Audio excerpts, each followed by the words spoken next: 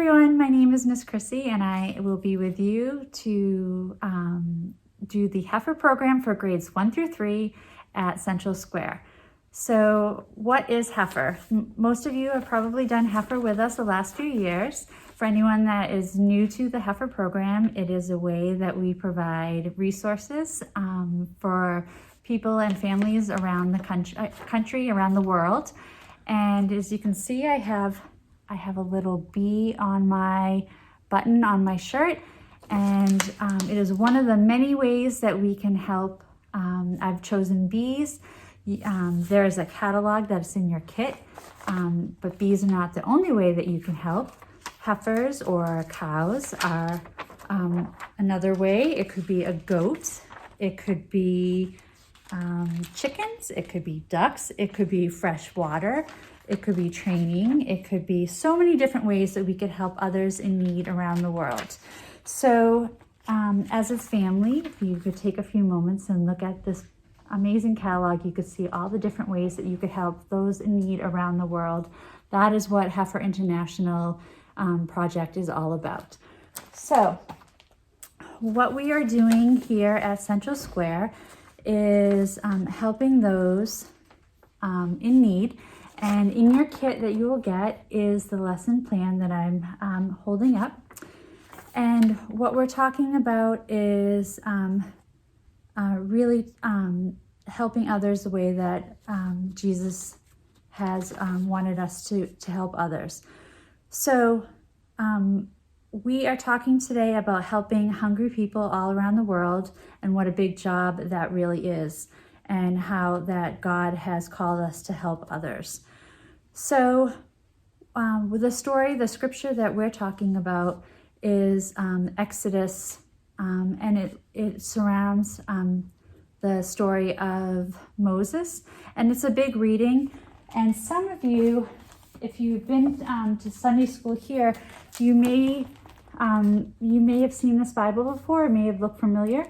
It's one of my favorite Bibles because of the great pictures that you see in it. Some of you may have seen this Bible before. This is the next Bible.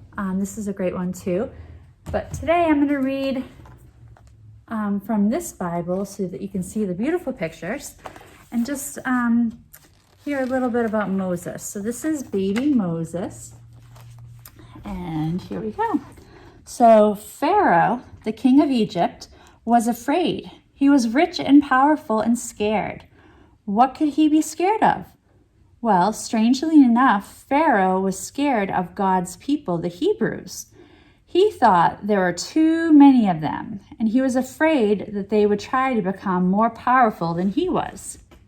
To make sure the Hebrews had no power, Pharaoh made them his slaves and ordered them to work very hard.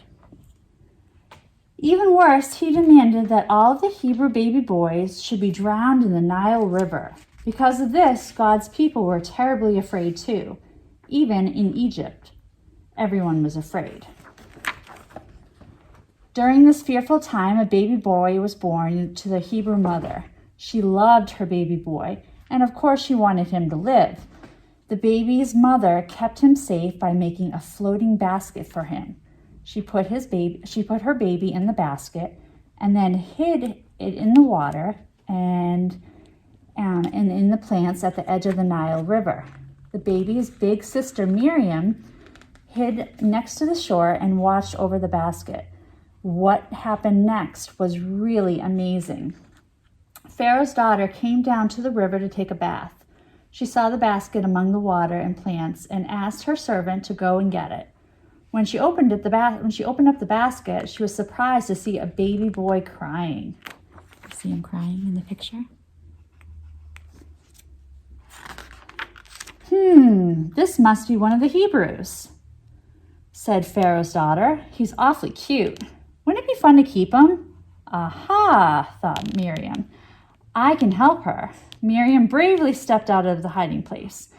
I could probably find someone to help take care of the baby for you until he's a little older, she said. That would be perfect, said Pharaoh's daughter. Miriam was excited to tell her mother the news. The baby's mother took good care of him. And when he was old enough, he went to live with Pharaoh's daughter. Miriam and her mother prayed he would be safe with her. "I think I will name him Moses," said Pharaoh's daughter, "because I took him out of the water." Moses lived in Pharaoh's palace until he grew up to be a man. During that time, life became worse and worse for the Hebrews. And eventually, however, Moses helped free God's people so that they could leave Egypt. Now, there was something besides fear for God's people. There was hope. So, there's a lot of more reading to the story. But that's a nice version of the story. But you can take time with your family and read.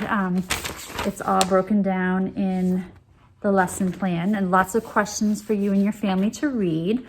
It also talks a little bit about the kind work and the chores that the families do, which is a great way. Maybe start thinking of some ways that you can help with your family and help others.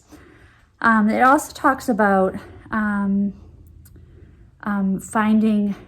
doing a little geography, and that's why I'm standing in front of a map.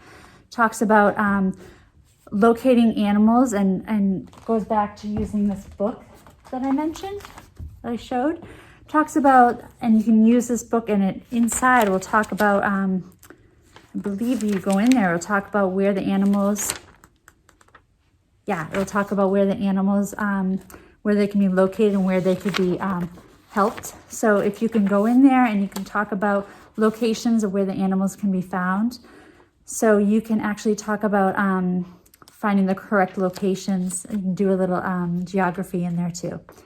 So you can work on some collages too as a family. That could be a project too. So maybe find some pictures of people helping each other or animals, and work together as a family project. If you do any activities at home, it would be great if you could share those pictures with us of each other working together, and then we'll also add them to our bulletin boards here at the church, and we would love to share them with our congregation. There's also some other ways to learn here on the lesson plans, so other ways to continue the lessons at home. There'll be some resources in your kits that if you'd like to pick up here at the church, we will share with you. And as always, if you have any questions, please let us know. You feel free to email, or you can email or text us. The last thing I'd like to show you is that we have this Fill the Ark calendar, which is always great. We used to love to do this in our house. The Fill the Ark is a wonderful calendar. And just like a regular calendar, it has the days, but instead, tomorrow is Monday, so tomorrow it says bees. And it says, heifer provides beehives to families in Kenya. Honey and wax from the hives provide income and can be used for medicine. Where's the honey jar? So if you have a honey jar in your house, you can add 25 cents for every jar of honey in your kitchen. So in your kit,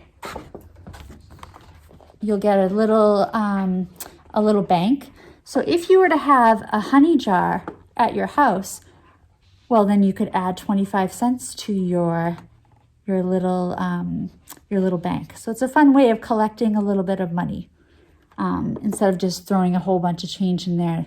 Make it a little bit of a game in your house. So if you have any questions, let us know. Otherwise, we thank you for joining our heifer project. Take care.